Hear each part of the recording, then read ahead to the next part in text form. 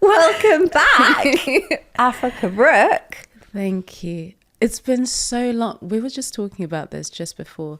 When you and I would have sat down for the first time on Saturn Return was late 2020. I had just moved into my place and we recorded it in my spare room, and there were boxes everywhere because we had to move from the sofa and then moved into that little room. And it will be 5 years this year. That blows my mind. Yeah. That was 5 years ago. 5 years, half a decade. It feels like it was last year. I know. And I guess I'm thinking about it in this moment in time. Do I feel significantly different to what I did at that time? Because I can't really remember the specifics of what was going on.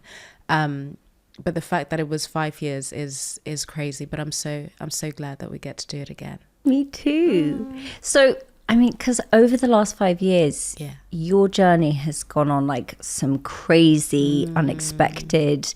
You've just like exploded online. You've had a book deal. You're now doing this new podcast. Like, what has that felt like? I know you just said you can't really remember what was going on, but if you can kind of reflect over what the last 5 years has kind of brought to your awareness. So I think it will be natural then to sort of pick up from that time that you and I sat together and what was very present then. So it was September, I believe it was September 2020, because I'd just moved in.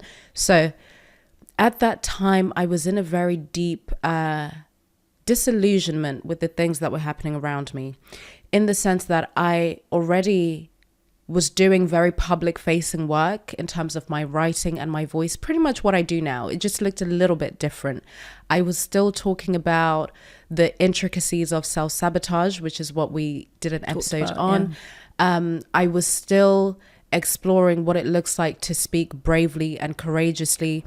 I was still kind of doing pretty daring work at that time, and it was at the tail end of my work being so focused on sobriety, and the transition was kind of moving into more cultural, a cultural curiosity from a psychological perspective. But at the same time, I was just experiencing so much self-censorship of my own, where in part of the communities that I was a part of, activist communities, social justice, even sobriety communities, I felt like there were so many things I was not allowed to say. And when you think of the time frame, this was specifically 2020, there was the racial reckoning with George Floyd. There was the lockdowns were happening. People had different ideas of how it should have been approached. And we were going into the conversations around the vaccines. So there were so many things happening that were pushing us into this very binary way of being. Are you with us or against us? What decision are you going to be making? Are you keeping everyone safe? And how are you choosing to do it? There was this level of just intensity in relation to you have to pick a side. And friends could become enemies depending on those sides. Absolutely. And we hadn't even seen what was coming, what would then come the following year. So for me, I was doing this very brave work in a public facing way, and had been for years at that point in time. And at the same time, I was really struggling with my own opinions, feeling like I have wrong opinions because a lot of them went against the grain. Actually, you and I connected very well in terms of that. Because a lot of the things that I thought, even just questions that I had, things that didn't quite make sense to me, things I didn't believe in anymore. So that was a very fertile time for me, but it was also really confusing because I knew that if I'm to continue encouraging other people to be brave and courageous, I'm gonna have to be patient A. I have to be doing that. I can't be living a sort of double life where behind closed doors, I have all of these practicing things. What you preach. Yeah, 100%. And then around that time, the time you and I would have sat together was when I was journaling quite a lot. and writing things that would then become the open letter that I published in January 2021, which was called Why I'm Leaving the Cult of Wokeness. And that letter was me making a very open declaration that I'm not going to be playing this game anymore. Whatever this game is, where we're constantly walking on eggshells and we're constantly afraid and policing ourselves in our minds, and we accept that, so we start to police other people. And that letter, I published it on the 1st of January to my newsletter to begin with. And then I realized that I was still being a coward, because my newsletter was very safe. It's my community. If anyone has something to say, they might reply, but only I get to see it. There's no audience, you know. So I knew that I had to share it publicly. And I think at the time, my community / audience online was maybe like 80,000 people. Still a sizable audience, but there was something was just very different in that timeline of the pandemic, where most people are at home. Everyone is looking online. I mean, careers were made in that time, and things were exploding in a way they never would have, because everyone was watching. So there was a different vulnerability to sharing anything, really. That's true. Anything. So in a good and bad way. In a very good, both. And I remember knowing and feeling so deeply that if I just keep this letter, and it was 4,000 words, 4,000 words of why I'm leaving the cult of wokeness. And I know that even some people listening to this, when they hear that word and that term wokeness, they might have ideas about who I am as a person, my thinking. They might assign some kind of political leaning to me, because it gives people a very visceral response. I don't know if it's still as intense now, but at that time, yeah. Oh my goodness. But I knew I'm a coward if I just leave this to my newsletter, and I keep hiding, but I'm just hiding a little bit less than I was a couple of days ago. So I share it on my Instagram, and this thing just explodes in a way that I didn't expect that at all. But when I look back now, or even shortly after, I get it. Because we're so identity obsessed that for a Black woman who is supposedly left-leaning, and I say supposedly because I've never had an alliance to any kind of political leaning or political party for that matter. And I think because I'm an immigrant, I experience things very differently. It's not as simple as saying, oh, I'm Labour or I'm a conservative. There's so many intricacies to that experience. But when you look at my values and what I stand for, they're assigned to what it means to be left, or what it means to be a feminist, or what it means to be a good person. So I know that it was very jarring for people to see a Black, so-called left-leaning woman speaking in the way that I was, saying that I don't agree with certain things, saying that I reject identity politics, saying that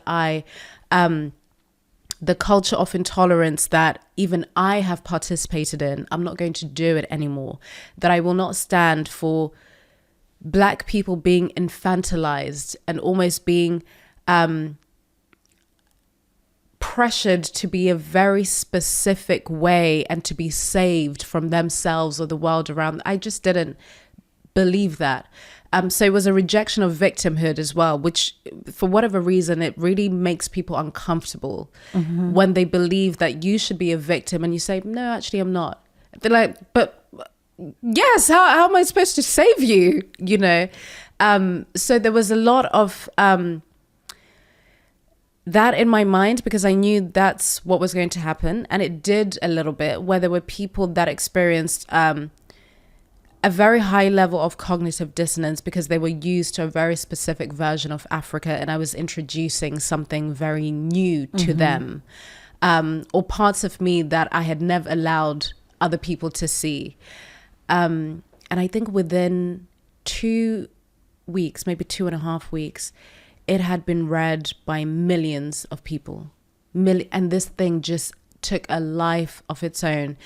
And because what I wrote in that letter, which is still available for people to read, tapped into so many things that are timeless, because division is timeless, polarization is timeless. So anytime anything would happen in society, people would reference that letter again. And even to this day, if anything is happening in the world, that letter's referenced. So it continues to live and live. But it freed me, Caggie, in ways that I cannot even explain. And because it wasn't a selfish undertaking, in the sense that I knew I held that discomfort because I knew what it was going to do for other people, not just other Black people or other people that look like me in terms of identity markers, but the level of fear that people had. And I wonder what your experience of this timeline was, because you and I had conversations. The level of fear that people had from 2020 onwards was unlike anything I've seen before. In our lifetime. Oh my goodness, in our lifetime at all, especially in the Western world, where we consider ourselves to be intrinsically free, you know. We don't know what it looks like to kind of truly be unfree. But to find yourself being a prisoner in your own mind, even with the smallest things, because it didn't have to be big things at that time that you could be exiled for. It could be anything, even a question. You didn't even need to have a solid opinion, just a question. So that's what was happening for me at the time that you and I first sat down, and then the months that followed, and then the way everything sort of exploded in terms of my message, the message that I had been bringing out into the world before around courage and brave expression and what it means to take relational risks and conversational risks. It was just crystallized in something that felt more solid and true, and something that wasn't fragmented, in helping people to remove self-censorship and look at the ways that they're sabotaging themselves by policing their thoughts. So that was sort of that period of time. And also to be able to express it in the way that you did. I'm curious to know from writing the piece, how long did you spend writing it, and then how long between writing it and actually publishing it? That's a good question. I started journaling before the actual piece itself. I started journaling around July 2020, when there was the intensity with the racial reckoning. And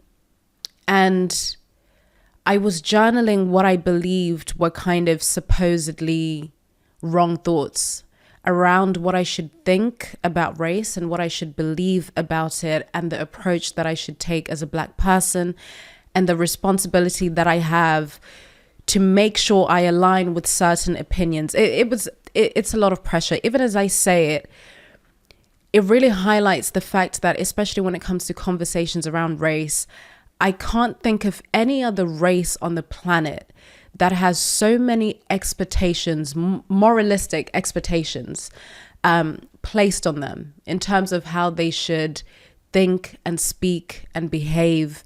And anything that they do that goes against the grain is a betrayal to everyone else who shares the same race.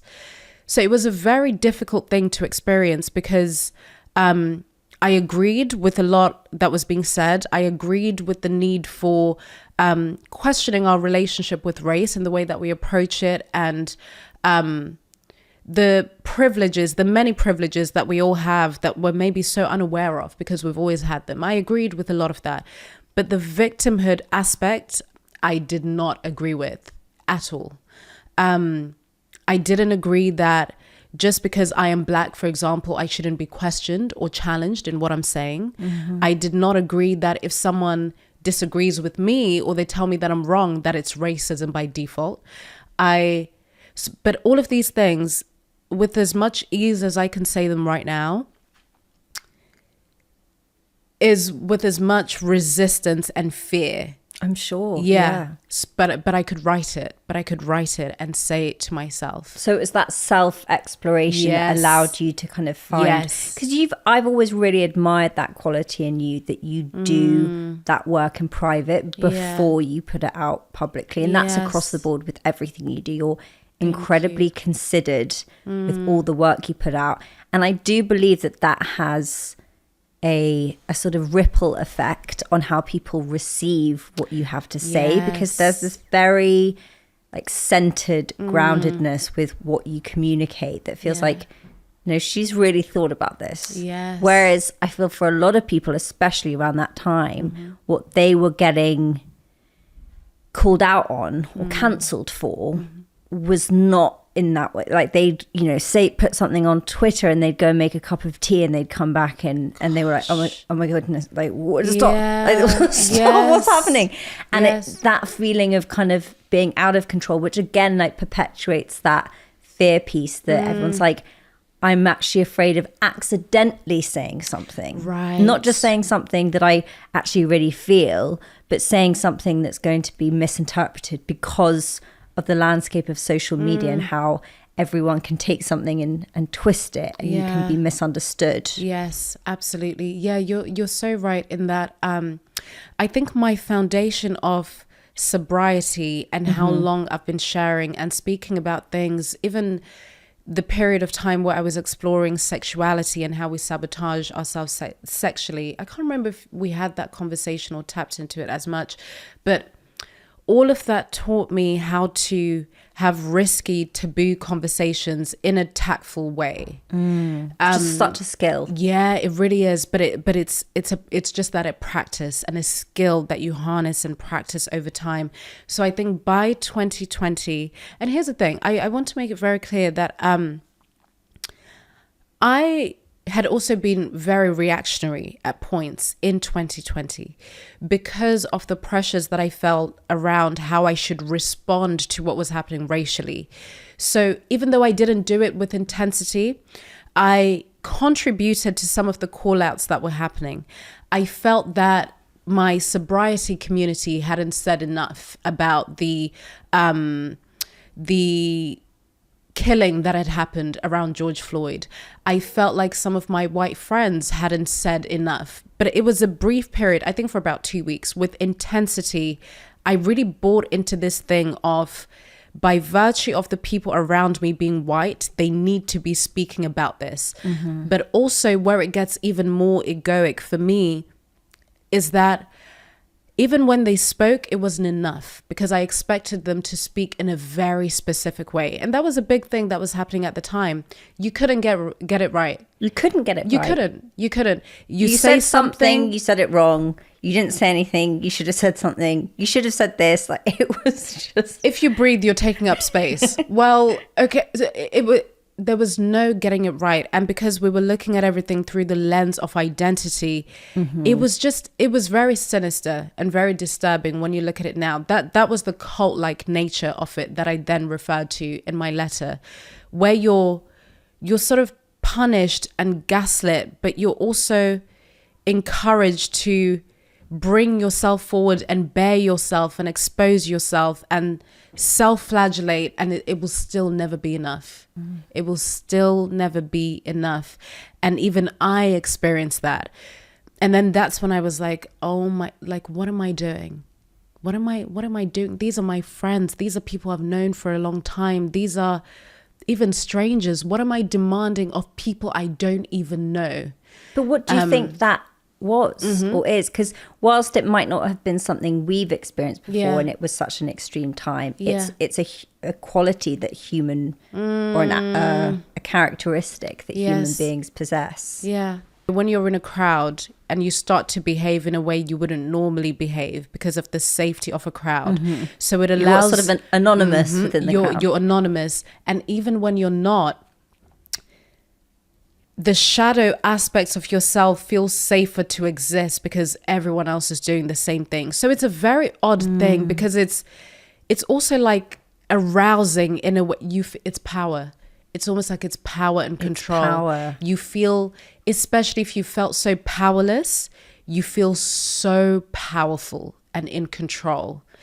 But when you're telling people what to do and say and behave. And especially, and I've thought about this so much, Caggie, in that, let's say in your everyday life, you're so powerless. You're not in control of how you work. You're not in control of anything. Maybe your relationship is going down the drain, your relationship with your family, and you're financially unstable. There's so many things that are happening that just make you feel so powerless and hopeless. I can see why someone would then go online, a place where you get to pretend that none of that exists. You build this kind of self-righteousness and this sort of avatar of who you are, and you get to control other people. But you couldn't even tell your child to go and put this in the sink. They'll tell you to piss off. You can control geopolitics online.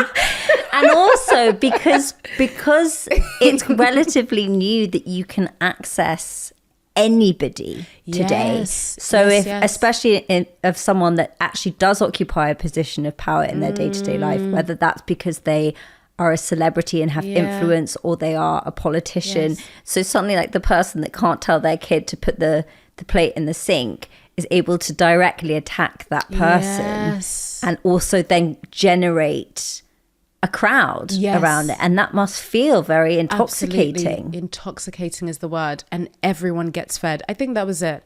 I think for me personally, it was that combination of fear and having this false sense of responsibility that with the platform that I have, because that was a big thing too. Oh, you have a platform, so you have to say something. So I think that was a big thing that I had. And then that resulted in the intoxication because of the response that it got. It's like a well done. You've done what you were supposed to do. Even if I knew that this is out of integrity. This is not, like, it doesn't even feel nourishing. It feels so cheap, you know. It doesn't feel... it none of it was reaching my heart. It was just in the mind. The validation was just from the neck up, you know.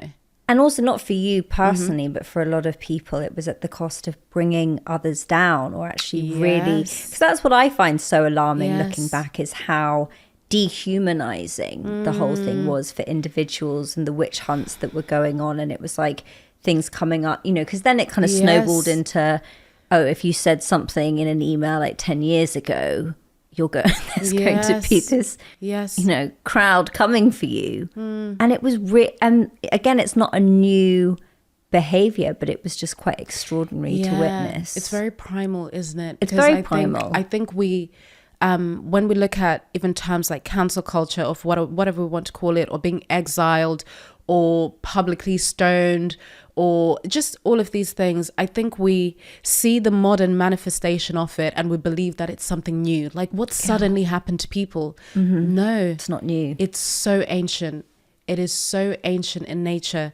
And at that time, you really got to see it. I think that's when I really made the conscious decision to lean deeper into shadow work for myself, but looking at it on a collective level, because you saw people's shadows really come out to play. You really, especially your own, right? Especially your own. Let's not talk about that ever again. If you're willing to be honest and think about your own shadow, the way in which it showed up in that time frame, whether you were repressing, saying absolutely anything and shaming yourself and maybe guilting yourself because of your race, etc., that's still shadow.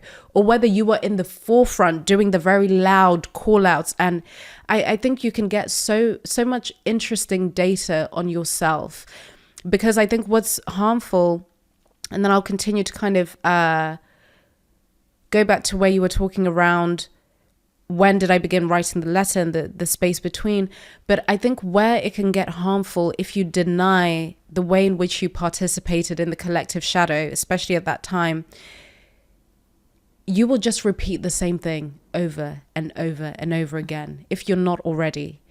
And I find it quite scary where some people will almost brush that timeline under the carpet as if it never happened, as if they were not shaming their family members to get the vaccine, or you'll be killing all of us. Refuse to have them for Christmas. Right. The amount of emails that I got from people who were not allowed to see their children, speak to them, go to family gatherings, go to funerals, go to weddings, divorces that happened. And really, so many divorces happened in that time. Because of the divide of... Yes, of vaccines. That and the race is nuts. and the vaccines. Yeah. Mm-hmm. But looking, because like you say, a lot of people have kind of brushed it under the carpet. But, you know, I have a lot of friends that are quite heavily, and I'm sure you do too, that are more in the sort of, let's say, conspiracy theory route, which is now just basically just accuracy. It's all happened. It's all happened. The accuracy community, I think we are.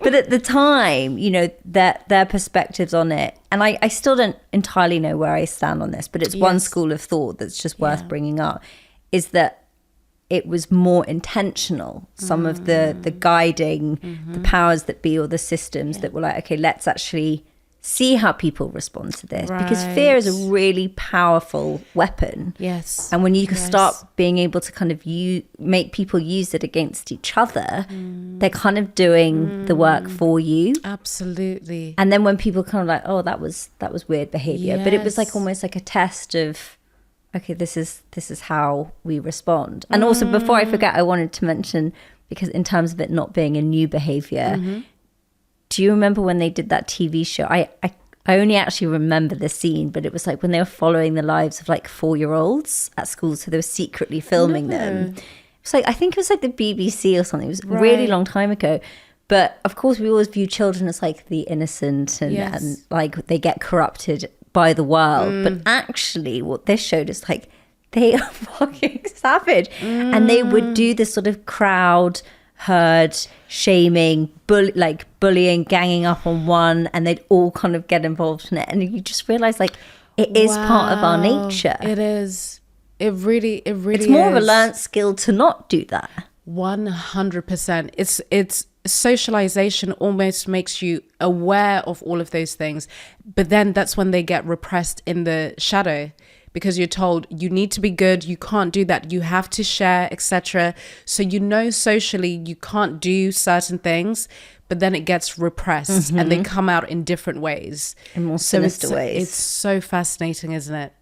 And so in July is the time that I started just journaling. Everything we're talking about right now, I was just writing it down. And by the end of that year, I remember just sitting down in December, late December, and on the last day of December. And I was just sitting down and I started journaling on my laptop instead of my notebook.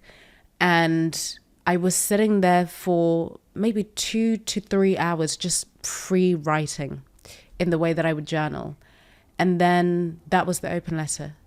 I didn't sit down thinking I'm going to write this thing that I will publish. There was no strategic thinking behind it, or any over editing. Even when you read it now, the way that I write it is conversational in so many ways. It's like I'm just riffing on the page. It's not, there are some typos in there. I'm not trying to be academic. I'm not trying to, I was just bearing myself to myself.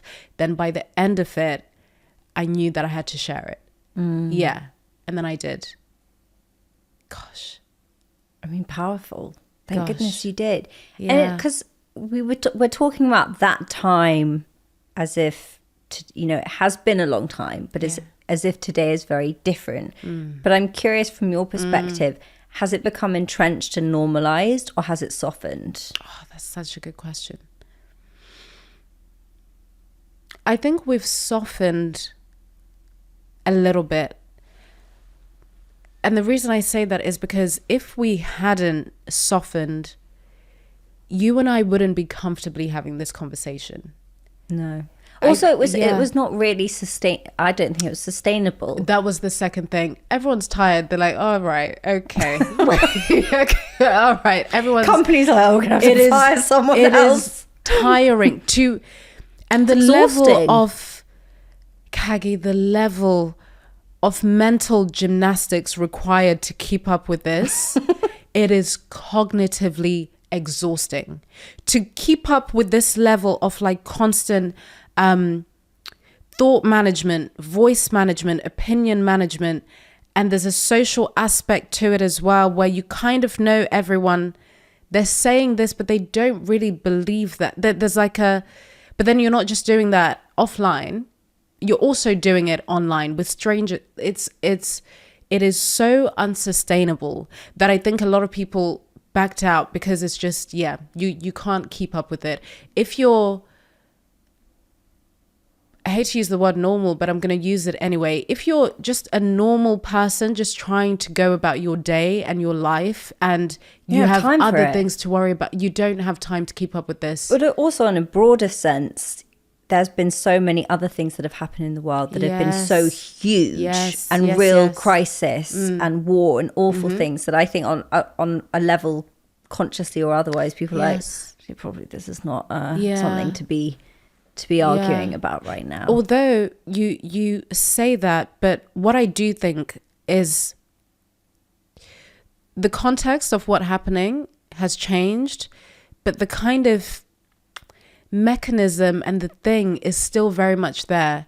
Because if it's not race, then it's about how lockdowns were handled, then it's the vaccine, then it's what's happening in the Middle East, then it's what's so it always it's almost like it never you are goes speaking away. About it, you're not speaking. Exactly. It's still, that is still very much there.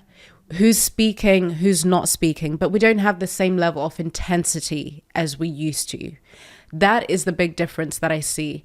I think, and of course we can't, like, gender has been a huge one over the last couple of years. Yes, it has. It has. And I think especially at the time we're talking about 2020, 21, 22, that was a very touchy, difficult conversation for people. And I think it still is. It still is, especially in America with the changes that have happened. Absolutely.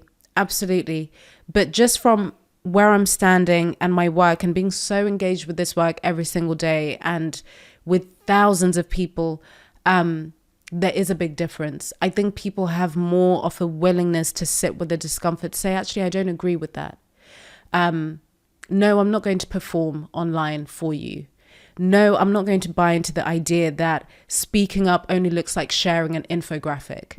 There are different ways to do things. And also, there are many things happening in different parts of the world. We are all silent about something. There's that kind of awareness now, you know.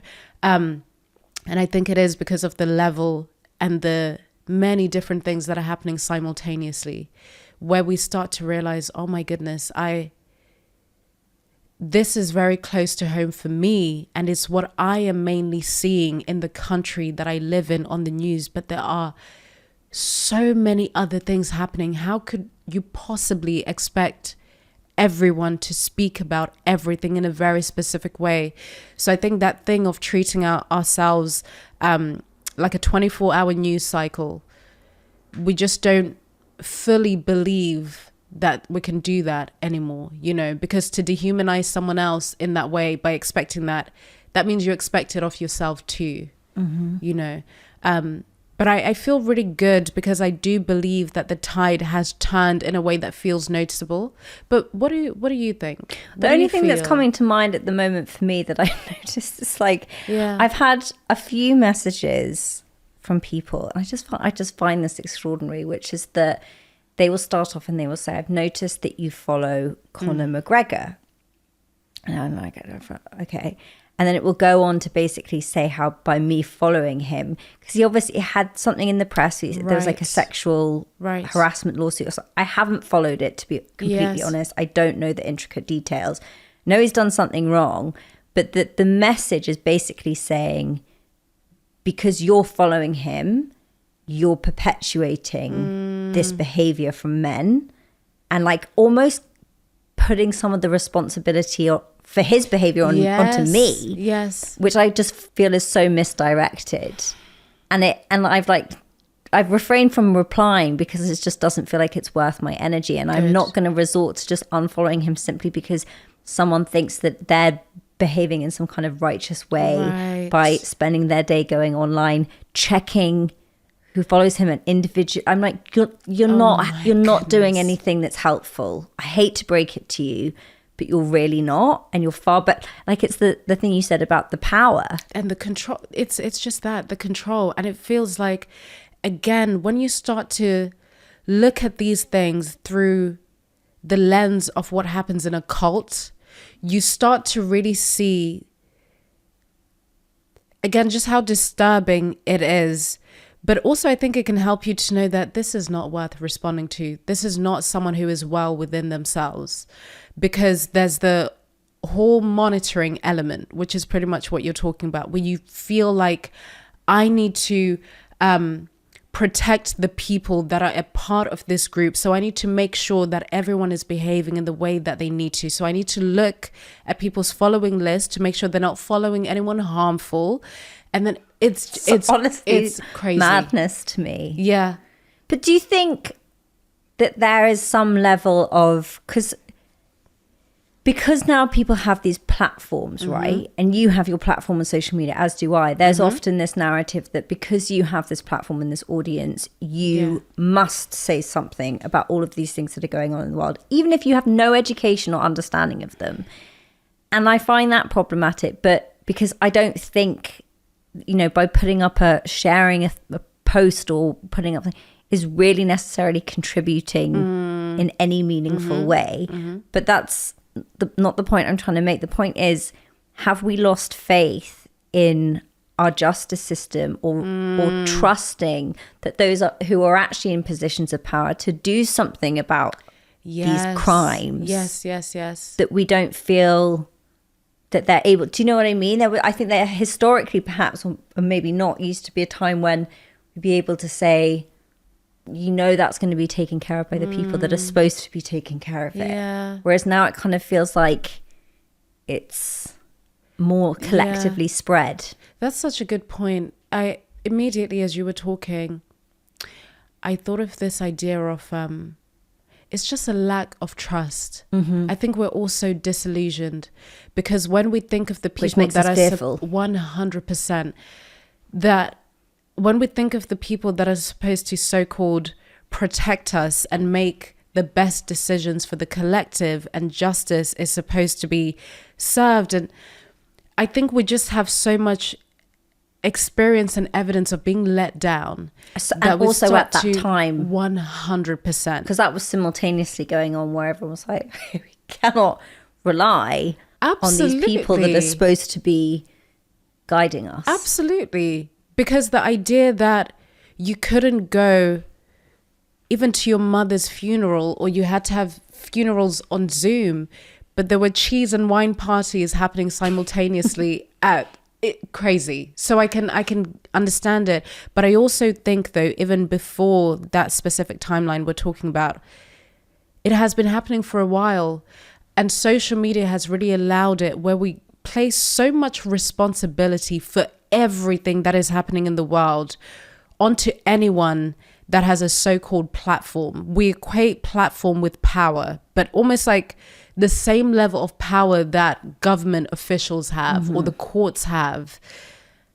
So it's just, but I guess in a way you could argue that has happened. Yes. You look at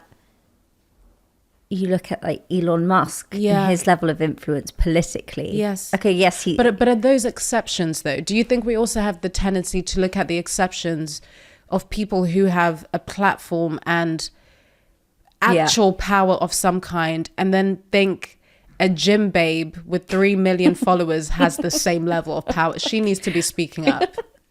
I think that's what's kind of going through people's heads. And where I can also get it, because with all of this, I think you really have to try and see why people would behave in the way that they do, so that we don't become self-righteous and believe that they're just silly and stupid. Why are they doing that? I think it makes sense because raising awareness is absolutely a thing. There's so many things that have happened in the past, even 5 years or 10 years, that would have never got the same public attention had it not been for people raising awareness and sharing something. So I wonder if it's actually more so about, can we be discerning and look at the context of something? And can we also give people the option to use their platform, but also accept that they might choose not to for their own reasons? But the shaming people to perform a level of activism that is not actually real. Do we care more about how it looks instead of the reality of what it actually is? So I think it ends up bringing about kind of more questions that we can ask ourselves. Because I do think raising awareness is something as important, whether it's someone that's missing, whether there's been a crime, whether there's also the reality that if someone is black or brown or non-white and they go missing, it's just less likely to get the same public attention as someone who's obviously a Westerner. So that level of awareness can make a difference. But I just think can be incredibly powerful. 100%. But I just think if we're looking at it in a context by context lens, once it comes to things that are massive, complex geopolitical issues, and things that you yourself don't even understand, the expectation for someone else to just say something, post anything, can actually do more damage. It can actually do more damage because the misinformation is actually a real thing. It is actually a real thing where people will put out things that are not actually true at all. Or a story comes out about someone, this person did this, and immediately people are sharing it without even, is it actually true? Yeah. That happens all the time. So I think there's a balance that we could maybe even just try to strike, because I think it's not about getting rid of the need of, if I have access to 300,000 people and there's something important that needs to be said, I will say it, And also recognizing that the way the online space is designed is to create your own echo chamber. Yes. So you may think that this is how people think, feel, behave, but that is based off what you are engaging in, and it's feeding you more of that. Yeah. And all you'd have to do is go and spend time with someone that lives a very different life to you, or not even that different, and go onto their phone and spend time on their Instagram, whatever it might be, and you will suddenly be hit with the realization that your world it's not how everyone views it. It's not the world. It's not the world. That's such a good point. Especially because I think it grounds all of this in practicality, everything we're saying, in that our algorithms are literally very different. They're designed in a way that is so personal to you. And it's not just in the context of memes, it's with everything, news included. Because something that hit me in the summer of 2020, when I was like, why is no one speaking up about this thing that's happening? And then you realize, wait, this person's in Kenya. They don't know what's going on over here. And then you realize, oh my goodness, they might not even be from the same country that I am from. But because of the globalization of technology, and I wrote about this in the third perspective, in that we think everyone's in the same room. And it's a thing called context collapse, where there's no context online. There used to be a time, let's say early days of Facebook or MySpace or whatever, where you're mainly just speaking to your friends and family and people you know, and maybe someone you went to school with 5 years ago. And that even felt like, oh my God, someone that I went to, but now it's a stranger, it's anyone. You and J-Lo are in the same room. You can DM, you can actually that's crazy, so there's no context. And also, another thought that I had that adds to this, there's an assumption too that you're speaking to people that are the same age as you.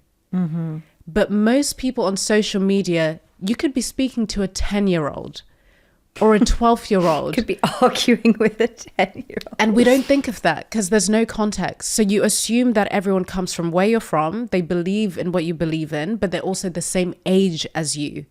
But actually, you're all in the same room and you're all very different. So for me, that was very... it injected a much needed dose of humility for me to be like, oh, wow, I'm in this echo chamber that I have curated very intentionally myself, but my algorithm continues to tighten that echo chamber. So it's actually important for me to even follow people that I disagree with. So if someone is combing through my following list and says, oh, I saw that you follow Candace Owens. Do you know that she said this and that? There would have been a time where I would have been so rattled, afraid, and just like, oh my, and immediately unfollowed. Really? Oh, absolutely. Absolutely. But now it doesn't even reach me in any way. It doesn't feel like anything, but it felt terrifying before, because you feel outed. That's what it can feel like if you're afraid. But I guess that's almost the intention. 100%. And you're supposed to apologize for it, you know. On a slightly different way of looking at it, let's say you have researched something, discovered something that for you feels very much the truth about a situation, and you want more people to know about that truth. I think there's a slight lack of respect and acknowledging the reality of other people's circumstances, situation, age. Like, let's say I find a piece of information or something that's like world shattering and just kind of breaks all like your idea of what reality is. And I find that exciting because I'm 35 and I'm like, oh wow, this is a new way of looking at the world. How exciting. If I share that with someone that's 70, and I think you have to listen to this or you have to read this because this is like how people need to be thinking about the world. It's not taking into account the fact that they might not hold the capacity, that they may not want that. You know? And I think that that's something that we don't respect each other's, I guess it's kind of a thing of boundaries really, isn't it? You know, we just kind of ram things down people's throats and be like, no, this was affected me in this way, therefore you also need to consume it and have the same response that I have. It's the dehumanization, isn't it? Because I think there are layers to how you can dehumanize someone else. And I think robbing someone of their own worldview is one way, and forcing your worldview onto someone else is another. And it sounds like that's what you're talking about, where you truly are so tied to your self-righteousness, and again that sense of control that you get and that intoxication you get from being right and being correct and having the worldview that is approved, you know, and expecting someone else, regardless of their historical context, where they're from, their age, what they've experienced, what they've been through, the fact that they were a baby and then a toddler and then a 10-year-old and now they're 70, but you believe that you hold, you know, the answers to what is true for them. And that's so entitled. Insane. It's, but it's so, I love the conversation we're having. And I know that most people listening to this will also appreciate it, because when you say these things out loud, you realize just how absurd it is.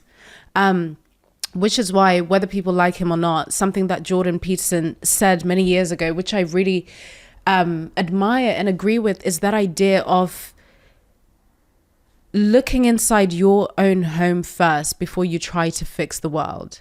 You know, that idea. Can you even maintain control in your home, but you're out there in the world trying to, and it's a really humbling way to think of it, like, oh my goodness, am I even managing my own day? Have I even had a shower? But I'm telling people this is what they should do about the Middle East. Because it's easier in a way. It's easier. And you get to avoid real life. You get to avoid sitting with your thoughts and your opinions. You get to avoid interrogating your own worldview. You get to avoid actually saying, I don't know. I don't know. I don't have the answers to that. Or this is actually just my opinion, but it's very personal to me. Billions of people have very different ideas, you know. I think you used the word avatar earlier, but it feels like that. And with the way everything is moving at the moment with technology and AI, what do you think that's going to mean for people in terms of their like online presence and who they are in their day-to-day life? I don't know. I haven't thought about it consciously as yet. So maybe you can jump in and share. But immediately what comes to mind is that it just reminds me why critical thinking is more urgent than ever to me. Because before AI exploded in the way that it has, even 2.5 years ago, it wasn't in this way. 2.5 years ago, I don't think even ChatGPT was something that people used in their they just wasn't. But now most people can't imagine their lives and days without it, which is frightening. I know. So we're reducing already. And again, I'm not anti-AI, etc. I think there's a lot of utility to it, but I think we're already removing so many points of friction where we don't have to think. We don't have to say. Even a simple text, you can plug it in and then you don't even have to think. It's so frictionless. You don't even need to form your own thoughts. You can sort of just say a few things and it will do it for you. How does that influence? That's better than what I would come up with. Yeah, you're like, oh my God, yeah. So you trick yourself into thinking that is you, first of all. You trick yourself when actually you've just prompted it, or you've given it something that is not even necessarily a good prompt, but it kind of has an idea of what you might mean. And then you trick yourself into thinking, okay, I'm cultivating thought. This is what I think and believe. This is my worldview. But then where to me it gets a little bit concerning is that you then go out into the world where you don't have it right there for the time being. It's not plugged into you for the time being. What do you actually think? What is your opinion? And if you're not exercising that in any way. If you're not exercising that through discomfort and testing your ideas in real time, and even periods of silence, there's so many things that I am curious about, think about, see in the world that I just don't share publicly. And it's not self-censorship. It's because I want to talk to Caggie about it when we meet up, It's because I want to just sit with it. They're just my thoughts and my opinions. I don't hold tightly to them. And it's been a beautiful thing actually to see that you can use discernment, that to uncensor yourself doesn't mean you say everything and then that's an act of courage. I think courage can also be in the silence, but it has to be very intentional silence that isn't grounded in fear, Because I think a lot of people's thought processes at the moment is like, they think of something and it's like, oh, I can share that. Or like, it immediately jumps to. It's so immediate. How can I make that something that people will receive from me? Yes. That might impress them or something. 100%. And I think even tying it back to the AI piece, even in how people create and put out their ideas on platforms where there isn't much space for contemplation. People will have an idea, plug it in, and it will give you so-called content for 2 weeks, and you just post that and build an audience based on that. But is it actually your thought? Like, what do you think? And I don't think there's anything wrong with it, full stop, in using it for support.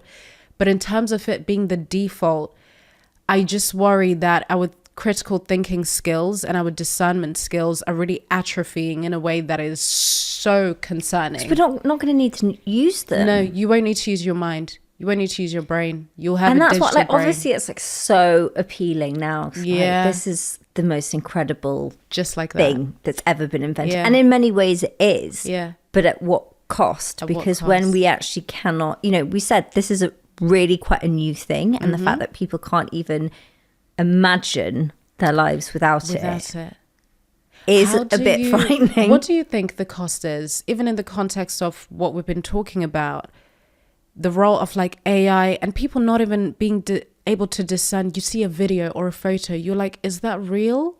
Is that not? Before, AI was so terrible that it would have 8 fingers. So you're like, oh, that's 8. Not anymore. Like, so how do you think that kind of impacts how we interact and how it is quite jarring to see. And I think where it can, I don't like to think of this very often because it's not the way my mind is wired, but in terms of a more sinister use of it for people that scams, preying on the elderly who are so vulnerable to this kind of technology. I mean, we all are, to be honest. It's like the way that they can call up someone with the voice of their daughter and say, Mum, I need you to transfer this money into my account. Like, it is very concerning about how it can be weaponized. But then in terms of the more, how individually we deal with it, I think that we're moving into this time where there is this kind of polarity. You can see online there's this real need for kind of getting back to the earth. I think of very popular things like slow living or like living off the farm. And it's like very romanticized. But I think there's clearly a reason that people are drawn to that kind of life and people wanting to kind of go totally off grid, you know. But then also it's impossible to not recognize that we are moving so quickly into this world that is growing in a way that we cannot keep up. And I do think there are elements of it that are incredibly exciting and that we can use to our benefit.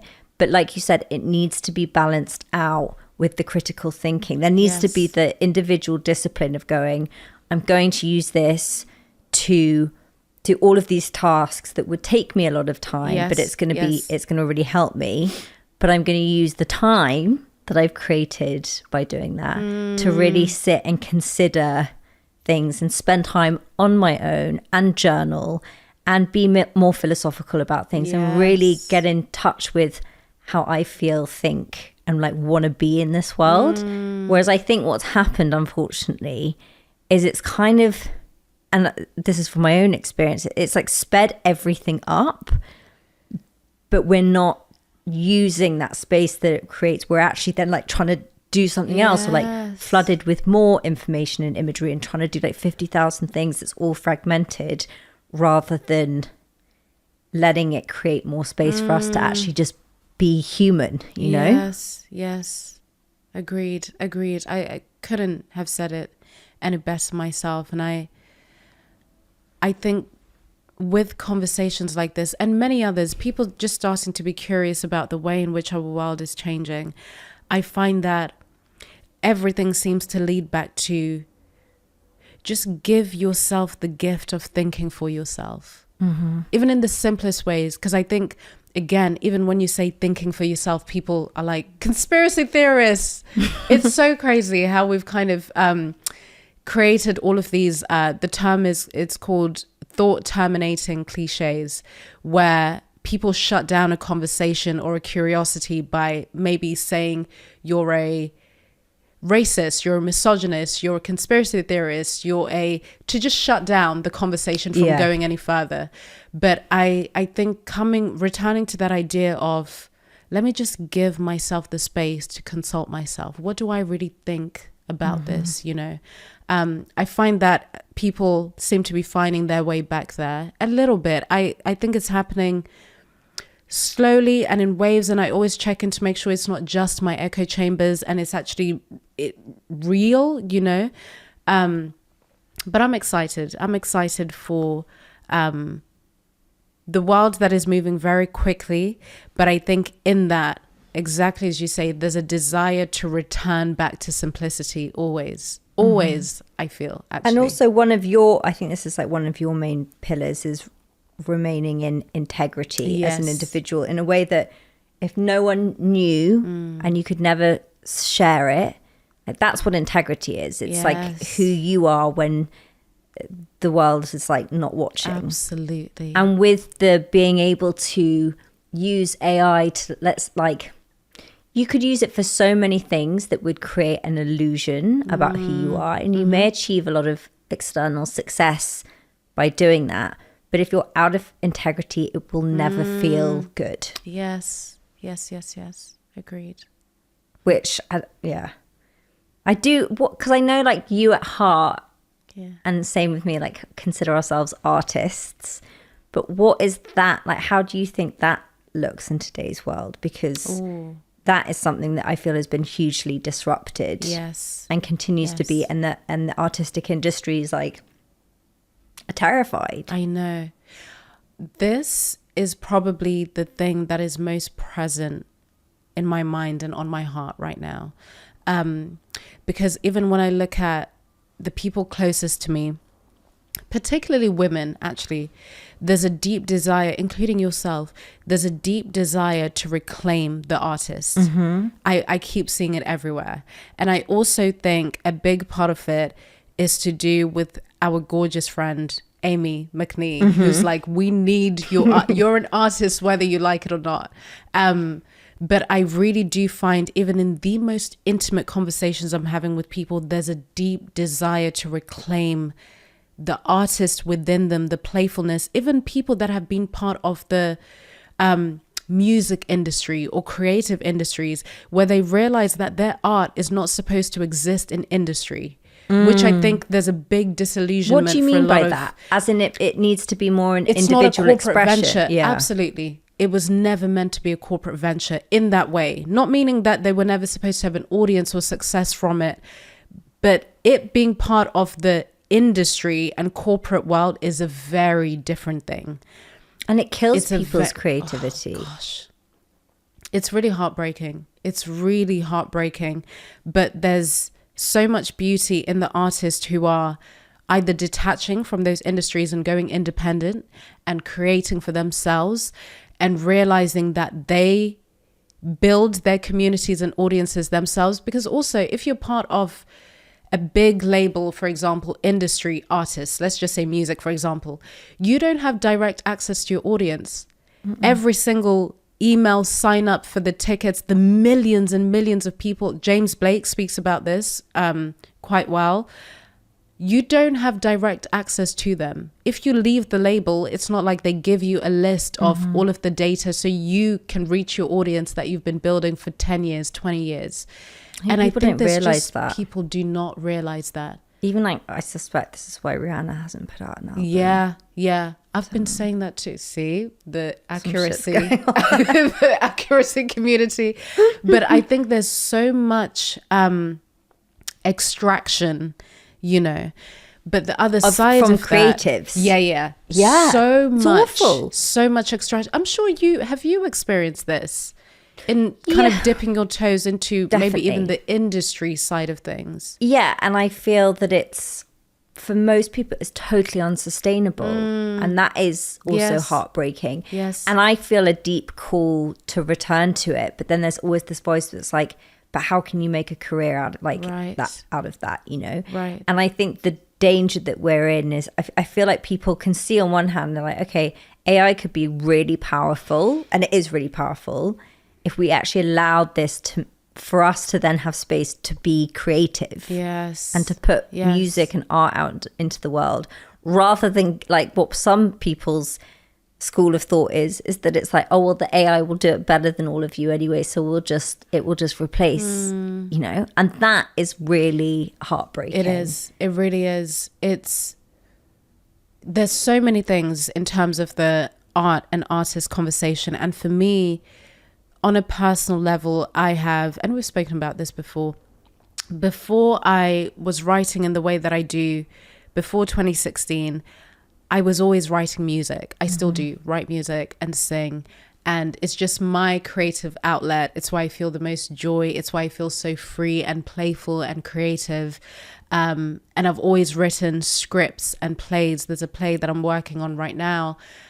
And then when I started doing the work that I do from 2016 onwards, it kind of moved me into a space that I love, but it's very much intellectual. That idea, again, of the neck up, very analytical, but I enjoy it because because I'm me, I'm still able to add like a almost artistic flair to the way that I think and explore and speak and still play, And it's true to you. And it's very true to me. And at the same time, I think in order to be taken seriously, we end up putting the artist to the side. And it's amazing because it's like if it's not received at a certain level of success, it's a failure. There you go. I think it's that idea that if I'm not doing it so it's a career, if I'm not doing it so it has some kind of monetary outcome to it that's tied to success, then it's not quantifiable. Then it's not worth pursuing. There you go. And that, I think you definitely notice when people get older, when they're in like their 60s, 70s, they start doing the thing that brought them joy because they suddenly have the space. Perhaps they've retired, they don't need to work, and they're like, you know what, I really love the guitar. I'm going to start playing the guitar. I really love the piano. I'm going to learn the piano again. I wish I never dropped that.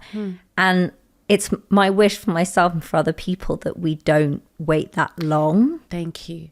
But I think that's the beauty of what's happening right now, I think, but maybe it's my own echo chamber too, where I think people are being reminded that you can still explore your creative pursuits and not be over attached to a specific outcome. You get to just paint because you want to. You get to just draw because you want to. You get to write a song. You get to take your camera out or your phone out and make a short little film, you know. Like, I think we have so many limitations about what it means to be an artist. I even had the same thing with being a writer, and maybe you did too, where as I was writing the book, there were points where I realized that I wanted to be taken seriously as a writer, to the point where I was stripping away my true voice from it. And I'm so thankful that I had an editor that was like, Africa, this is objectively good, but I can't hear you and feel you on the page. No one else would ever be able to tell, but I know you enough to be able to tell. Because you'd been so focused on the outcome. Absolutely. And who am I writing it for? And how the my reader is going to be experiencing the book instead of just what it is, you know. Well, it's like Rick Rubin always says, the audience is the least important. And also to do something to the best of your ability that feels right for you, that you love, and then the rest is out of your control. But it's so hard. Do you practice that? Even with the podcast, or even... I do with the book. It's very similar to you in that the podcast is like an aspect of me that's very authentic, and I adore it, but it's probably more in the mind. Whereas music for me is my real Achilles heel. That's my vulnerable spot. But it's also the thing that brings me the most joy. And so does poetry. But I struggle with putting out. I'll always find a million reasons not to. And a lot of them circulate around, you've left it too late. It's embarrassing to still be doing that.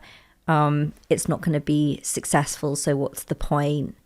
And the idea of criticism in that particular area, I find, because it's my most vulnerable, I find that then I shy away from it. Yes. And something that you said just now, or even the feeling even that I felt as you were speaking, is something I've been thinking about when I uncovered last year that there's so much vulnerability for me creatively when it comes to being seen, being sincere. So I think people will kind of think the fear to be seen, right? It's like a big thing, the fear to be seen. But I realized that for me specifically, because I really drilled down into it, like what it is, sure, the fear to be seen is what it is, but it's more specific, that it's the fear of being seen, being so sincere about something, like wanting something. Caring about something. Yeah, it feels kind of embarrassing a little bit to be to be so sincere.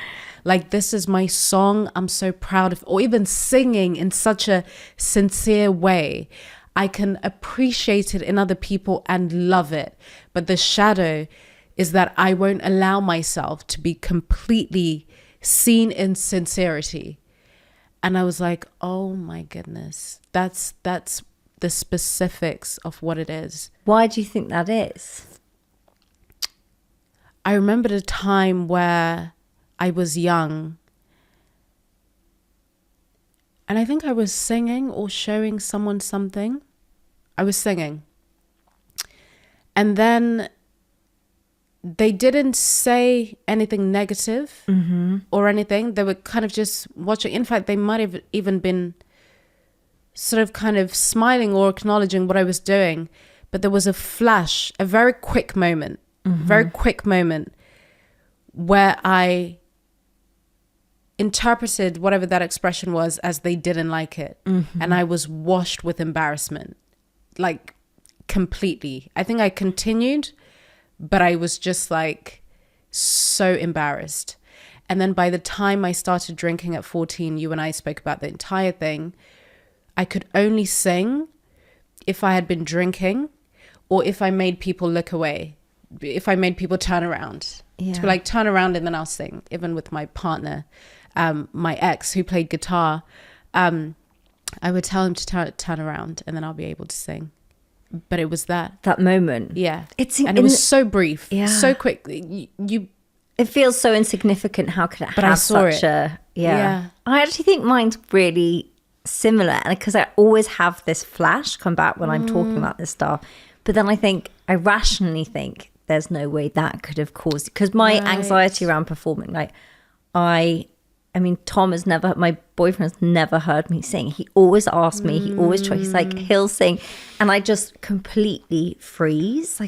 And it's worse around when it's just like, if it was, I'd find 1,000 people easier than one. Yes. And if it's someone that's really, really close to me, like intimately, that is like absolutely not. Me too. But when I go back to the sort of core memory, as we're kind of discussing, I remember my half brother had come over and he was staying with us, and I had like closed the sitting room off, and I was like playing Madonna, and I was singing, and I was like dancing and like performing on the sofa.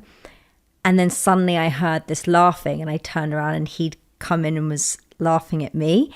I honestly think that is what stopped, because again, it's like you said, I'm humiliating myself. Like I am doing something embarrassing, and I'm being sincere in doing it. And I feel like that, because that's what always comes off. I'm like, that must be it. Yeah. Because nothing else happened. But I have such a visceral response to this day around performing.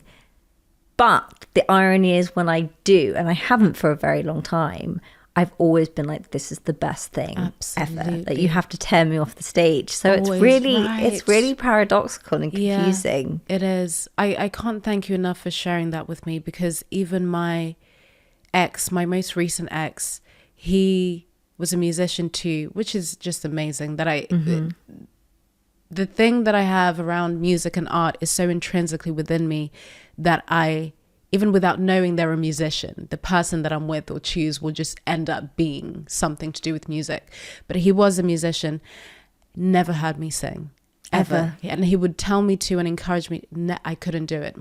I would physically just not be able to do it, and then immediately I'll feel sort of shy and embarrassed, and then even upset, and then I just, because I know I could literally just can't do it.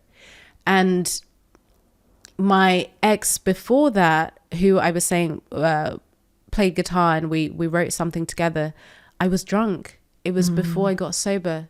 When I was sober, I couldn't do it. And which means in sobriety, in 9 years, I haven't sung to anyone. Wow. And this year, what I know I need to do, and I'm so excited to do it, is to free my singing voice, because I'm so brave with my voice in every other area of life. But it's not true bravery if I don't free my singing voice. I love that. And that feels big, but very exciting, because it's such a vulnerable thing. I wouldn't be able to. He'll be like, baby, just you can sing, just do. Or I'd be singing in the shower, because he'd be doing something, and then I'd kind of just get into it, and then he would maybe come and stand there, and he's like, sing louder, and then I stop. Yeah. I know exactly. But again, it's that sincerity, and I was so thankful to tap into it.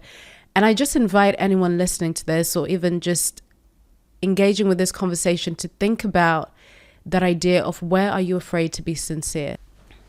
Because when you and I have spent time together, we've talked about this, we've always kind of ended the meeting being like, we're going to hold each other accountable in this part of ourselves of self-expression, and where we hold ourselves back. But I think we haven't kept it. So I was going to say, have you been, because I have not been doing what I've been telling myself I'm going to do. But to be fair, for you released Breakfast. I did put a song out. A song. But I then kind of like... never spoke about it again. And then I blame being pregnant. You know, there's always something. I'm like, oh, when I got pregnant, so it was distracting. But like, it's crazy, because the way that my mind, and I guess it's a form of sabotage, the way that my mind will be like, oh no, but you can't do that right now. Like you have these other things to do. And it will add things onto my plate so that I can't do the one thing that I've actually, it's like we say do 90% of the work, and then you're like, yeah, but that 10% just can't happen. I know. It's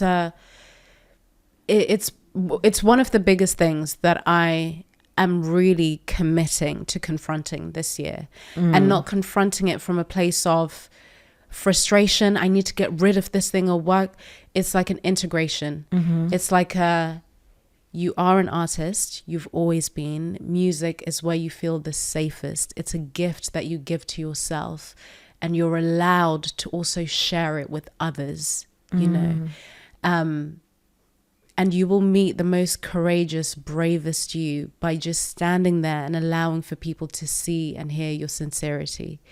Because I don't want to live a life where I'm just fragmenting myself and withholding. Because to me, it's withholding. Totally. I've thought so many times when I was with my ex, I would think, imagine how deeper we would be in intimacy if he'd heard me sing. Yeah. Or even kind of seeing me sing and then dancing, just being free. Imagine, I would always have the image and know that I could literally do it right now. But the fear would just be so overwhelming that I couldn't. I'd be 10 again, and seeing that little thing in someone's face and not being able to bear the idea of seeing it in his face or anyone else's, But that's not true. That's not what would happen. But it feels... And if it does, so what? Yeah, I guess that's the thing. You've got to kind of move through that fear. Yes. And the only way you can do that is by putting yourself out there in that way. Absolutely. So we're making another accountability pact. Making another pact live. You know what? We need to write a song together. We should write a song together. I would love that. Because that's also vulnerable in itself, writing something and singing together with someone. And with a couple of my musician friends, they're going to be taking me to the studio so we can just play. Because I think it's lowering the stakes for me. That's also important. I don't want to think I'm going to write a song and then perform it. Just play. Let's just play. But that's all it is anyway. Yeah. That's, I think, how you have to view it. But it's like we put so much pressure on ourselves. Yes. Okay, so we're going to write a song together. Album's coming out next spring. Watch this space, everyone. Caggie in Africa. Oh my God. I'd be all over that duo. Yeah, I'd be all over that. No, it's amazing. I'm so glad you shared just very specific things tied to this that I just haven't heard anyone share, especially with the sort of juxtaposition of being so visible in so many other ways, but still having a part of you that you're like, but not this. I think that's why people find it really strange, because they're like, but you're so open and vulnerable and put yourself out there. And yeah, but I guess it's the performance piece. Yep. Do it. Africa, thank you so much for joining us again. Thank you, my darling. I love this, and it was so lovely to see you. And you too. I love you. Thank you. Similar to the conversations we had the first time we sat together, and the way that our friendship sort of bloomed, literally from that moment on, what we just did today is they are the conversations that you and I have every time we sit together. So for people to have experienced this and for me to be able to share you in this way I'm so grateful. Thank you. That's why I was like, we don't need to do any prep, because it's just like a normal coffee meetup. We know. So thank you. Thank you.